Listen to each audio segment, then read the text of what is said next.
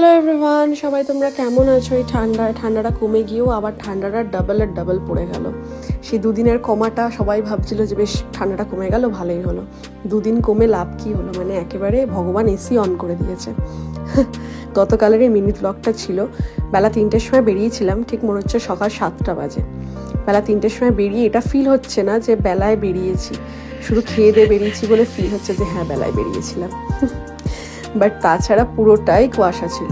রাত্রিবেলার কুয়াশা তো আরও বেশি ছিল, সেটা লাস্টে দেখতে পাবে ভিডিওতে যে কী অবস্থা। তো যাই হোক, গতকাল চলে গেছিলাম একটুখানি কাঁচরাপাড়া জুডিওতে গিয়ে দেখলাম যে কোনো অফার আছে কিনা, বিকজ রিলসে দেখছিলাম যে প্রচুর অফার দেখাচ্ছে, but no, there is no offer.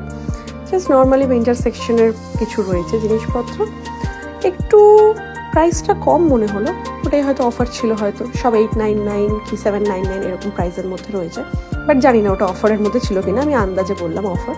তো যাই হোক, ওখান থেকে বিলিং করে বেরিয়ে আসি, ক্যাফেটায় যাই, বসে একটুখানি মানে অ্যাম্বিয়েন্সটা দেখছিলাম যে খুবই সুন্দর, প্রপার ইন্টারেস্টি টাইপ ক্যাফে, খুব কোজি, খুব কিউট, ছোট্টর মধ্যে।